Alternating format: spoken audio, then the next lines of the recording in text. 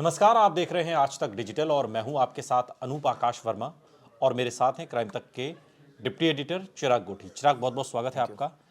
और खबर एल्विश यादव मामले से जुड़ी हुई। एल्विश यादव चूंकि सांप और सांप के जहर के खेल में एक रेव पार्टी तथाकथित तौर पर जो होती थी उसमें सांपों के जहर का इस्तेमाल होता था, इसको लेकर ये पूरा मामला है। 5 लोग पकड़े गए थे और उन्होंने एल्विश यादव का नाम लिया था। कल लेकिन एक बड़ी चीज़ रात में हुई है। कल नोएडा पुलिस ने जो समन जारी किया था, कल एल्विश यादव ने नोएडा पुलिस के सामने वो पेश हुए और जो उनके सवाल थे, तकरीबन 30 मिनट की ये बातचीत बताई जा रही है। क्या बातचीत हुई है इस 30 मिनट में? आप ये बताइए अनूप, 30 मिनट में आप ऐसी कौन सी इन्वेस्टिगेशन कर लेंगे? अगर आपके खिलाफ सबूत होगा तो पुलिस आपको छोड़ती नहीं है, पूरा पूरा दिन बिठा के रखती है। और ये वही नोएडा पुलिस है जिसने सबसे पहले एफआईआर में उसका नाम डाल दिया, उसके बाद ये कहा कि मुख्य आरोपी है, उसके बाद उसको पूछताछ के लिए अब बुलाया और 30 मिनट में छोड़ दिया। इसका मतलब दाल में साफ साफ काला है। नोएडा पुलिस की जबरदस्त किरकिरी हुई है इस मामले में। पहले इस मामले में एक मुखबिर खास ने जो बयान दिया कि एल्विश से बात हुई, कोई सबूत नहीं। एल्विश सांपों की तस्करी में शामिल है, कोई सबूत नहीं। एल्विश जो है वो सांपों का जहर बेचता है, कोई सबूत नहीं। एल्विश जो है इनसे कोई लिंक है, सिर्फ राहुल से उसका कोई लिंक। अभी जांच चल रही है, मुझे इसका अभी कोई खुलासा किस लेवल के अधिकारी पूछताछ कर रहे थे? एसीपी लेवल के अधिकारी, डीसीपी लेवल के अधिकारी पूछताछ कर रहे थे। और आप सोचिए 30 मिनट की क्या पूछताछ। पूछा 30 मिनट में? पहला जो ये सवाल थे कि भाई आपका नाम इसमें क्यों सामने आ रहा है, सबसे पहले ये पूछा। तो उसने कहा जी आप बताओ, ये तो आपकी इन्वेस्टिगेशन है, मैं क्या बताऊं इसमें कि मेरा नाम। वो तो एक आरोपी ने आपने तो मुझे एफआईआर में डाल दिया। एल्विश ने भी पूछा कि आपने मुझे एफआईआर में क्यों डाल दिया जब मेरा कोई इसमें रोल ही नहीं है। मैं तो इससे पूछा गया कि आप उस वक्त कहाँ थे जब ये पूरा मामला प्रकाश में बताया उसने जहां वो था। इसके अलावा क्या सांपों की तस्करी में शामिल, उसने मना किया। जहर में शामिल है, मना किया। उसने कहा कि किससे संबंध है इस मामले में आरोपी से, उसने कहा राहुल ने जो क्लेम किया है उस पर अभी कोई खुलासा नहीं हुआ है, मैं आपको ऑनेस्टली बताऊं। लेकिन सिर्फ और सिर्फ एक संबंध के आधार पर किसी को बुक कर देना, किसी के खिलाफ मुकदमा दर्ज कर देना, किसी का नाम एफआईआर में डाल देना, इससे ज्यादा बेशर्मी क्या हो सकती है? इससे ज्यादा इन्वेस्टिगेशन, एक पुअर क्वालिटी की इन्वेस्टिगेशन क्या हो सकती है? आप सोचिए, कल को नोएडा पुलिस अगर आपका और मेरा नाम बिना जांच के डाल दे तो इसका मतलब तो साफ है ना कि ये तो एक अलग टाइप से इन्वेस्टिगेशन हो रही है, एक अलग चीजें सोचकर इन्वेस्टिगेशन हो रही है, या जो अधिकारी कर रहा है उसको समझ नहीं है। और यही वजह थी कि नोएडा पुलिस के अधिकारी को इसमें हटाया गया। तो सवाल तो ये पूछा जाएगा ना कि नोएडा पुलिस क्यों कर रही है फिर ऐसा? अब नोएडा पुलिस की एल्विश यादव से कोई जाति दुश्मनी तो नहीं है ना, कोई निजी खुन्नस तो नहीं है, क्यों कर रही है ऐसा? क्या एल्विश यादव के मामले में ही हो रहा है या नोएडा पुलिस का, या पुलिस के काम करने का तरीका ही दरअसल ऐसा होता है? देखिए, ऐसा तो नहीं होता और ऐसा होता भी है, दोनों ही बातें मैं कहूँ। जिस केस में ज्यादा सख्ती होती, अब सख्ती है तो अब देखिए बिल्कुल ठीक काम हो रहा है। सिस्टमेटिक तरीके से उसको बुलाया गया, पूछताछ हुई, अब कहा कि आप चले जाइए, ठीक है, कुछ सबूत आए, आप बुलाइए किसी को।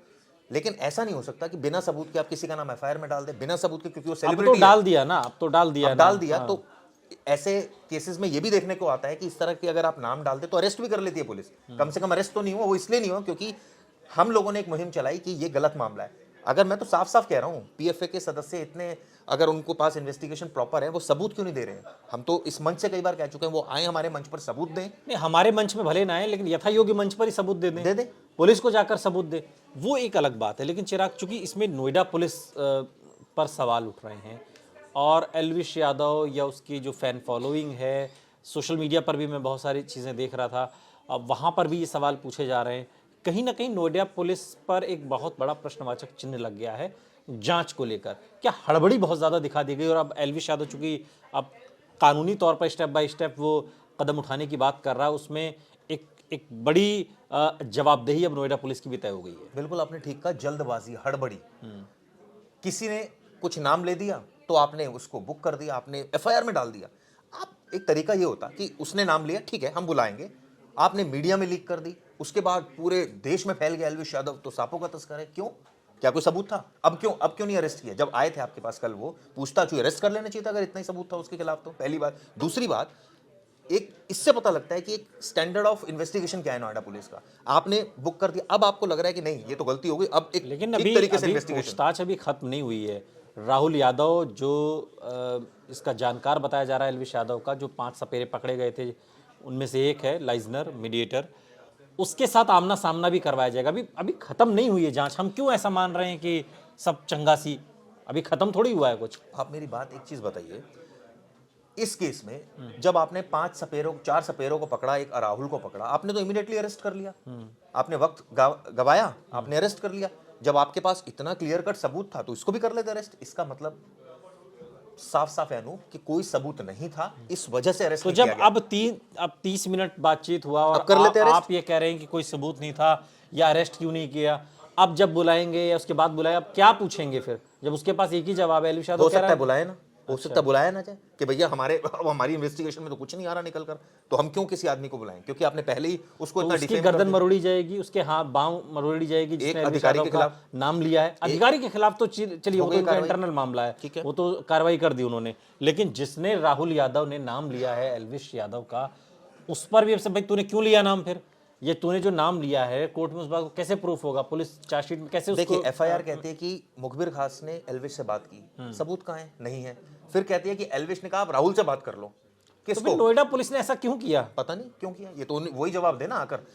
मंच तो खुला है, वो आकर ये जरूर बता देते हैं कि 30 मिनट हमने पूछताछ की। ये नहीं बताएंगे कि हमने एफआईआर में नाम क्यों डाला, ये नहीं बताएंगे कि हमने बिना जांचे किसी की इन्वेस्टिगेशन में किसी का नाम डाल दिया। बताएं ना आकर, खुलकर बताएं। इसमें आज जो दिक्कत क्या है? बाइट आई है पुलिस के आला अफसर की, क्या कहते हैं वो? वो साफ कहते हैं लब्बो लुआब क्या है उस बातचीत? उन्होंने कुछ नहीं बताया। उन्होंने साफ साफ ये कहा कि हमने पूछताछ के लिए बुलाया था, 30 मिनट हमारी बात हुई और कुछ नहीं। पहले तो आए 3 आप ये घंटे बात बताइए, हुई, एक 3 छोटे घंटे से बात हुई। चिंदी चोर को अगर पुलिस ने पकड़ना होता है ना, पूरा पूरा दिन बैठा के रखती है थाने में, उसके पूरे खानदान को बुला लेती है। अगर उनको अरेस्ट करना होता है, सबूत होते हैं तो अरे वैसे ही बिठा के वैसे बिठा के रखती है। बिठा आप के चले जाइए रखती कोई है। थाने में, मैं तो कह रहा हूँ कोई वैसे चैलेंज बिठा कर रहा हूँ, वैसे कोई थाने बिठा में के चला रखती जाए है। और पुलिस से सीधा जाके कहे कि मेरे घर में ये चोरी हुई है, वो आपसे ऐसे 50 सवाल पूछ लेंगी ना, आपको भैया माफ कर, हम अपने घर ही जा रहे हैं। या उनका बर्ताव इतना बढ़िया होगा कि आप कहेंगे जी धन्यवाद जी।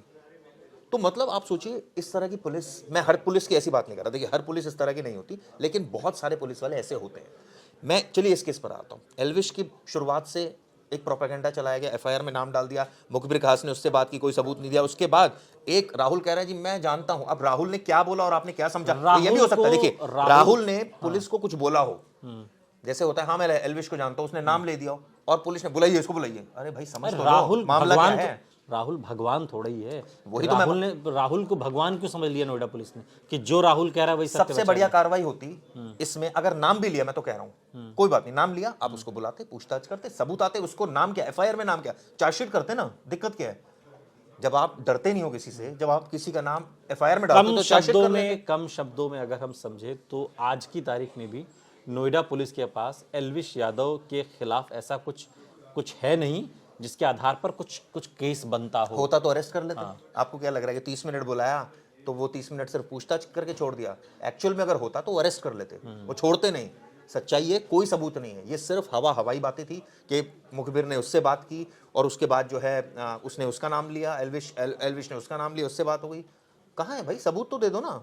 इतने सारे जो सोशल मीडिया पे उनके फॉलोअर्स आकर ये बात कह रहे हैं, तो आपको क्या लगता है कि इतने प्रेशर में अगर नोएडा पुलिस होती तो क्या वो सच आकर नहीं बयां कर देती? कोई अपनी अगर इमेज उसको लग रहा होता कि भाई मेरे ऊपर सवाल कोई उठा रहा है, बार बार उठा रहा है, 100% सवाल का जवाब देती। लेकिन उनके पास सवाल का जवाब ही नहीं है, क्योंकि उनके पास कोई सबूत ही नहीं। अगर सबूत होता तो खुलकर आके प्रेस कॉन्फ्रेंस करके तो अब बोलती, जो ये आप छोड़िए जो सोशल मीडिया पर जो चल रहा है ये सब गलत है, ये रहा सबूत। एक आखिरी सवाल, अब ये जो मैं तो किरकिरी कहूंगा, किरकिरी हो रही है। एक को तो इन्होंने हटाया भी है इस पूरे मामले से, थाना ही बदल दिया। अगर ये सब कुछ ऐसा ही होता है जैसा एलविश यादव का कहना है, तो क्या कुछ और आला अफसरों पर कुछ और इन पर कुछ गाज गिरेगी? कोई तो जिम्मेदारी लेगा ना। जिम्मेदारी चलिए किसी की तो जिम्मेदारी हो, किसी सेलिब्रिटी का आप नाम खराब कर रहे हैं अगर। चलिए मैं तो साफ साफ ही कह रहा हूँ कि ठीक है आपने कार्रवाई की, आपने एक पुलिसकर्मी को हटा दिया, सीनियर अधिकारी को। आप सोचिए उसको भी हटा दिया, मैं तो तब मानता जब वही थाना इन्वेस्टिगेट करता। आप सोचिए उस थाने तक को मामला नहीं दिया, थाने ही बदल दिया। मतलब नोएडा पुलिस को ये लगा कि भैया ये पुलिस ही कहीं ना कहीं यहाँ ठीक है पूरी शंका के बादल हैं। तो आप सोचिए किस तरह की जांच इसमें की गई। वही पूरा मामला जो है ना, वो खुद पुलिस के स्तर पर ही इतना ज़्यादा उलझा दिया गया है, ये इतना उलझा हुआ दिखाई देता है कि अब इसको सुलझाते सुलझाते पुलिस की ही किरकिरी होने लगी है।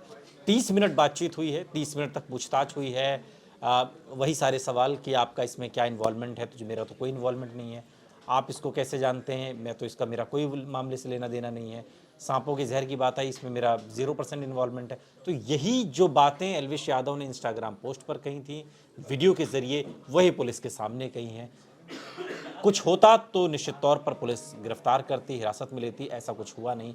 अब पुलिस के पास आगे का क्या रास्ता बचा है और एल्विश यादव क्या करते हैं, ये भी देखना दिलचस्प होगा। बहुत बहुत शुक्रिया चिराग इस तमाम जानकारी के लिए आपका। यहाँ रुक रहे हैं लेकिन आप कहीं जाइएगा नहीं, बने रहिए हमारे साथ, देखते रहिए आज तक डिजिटल।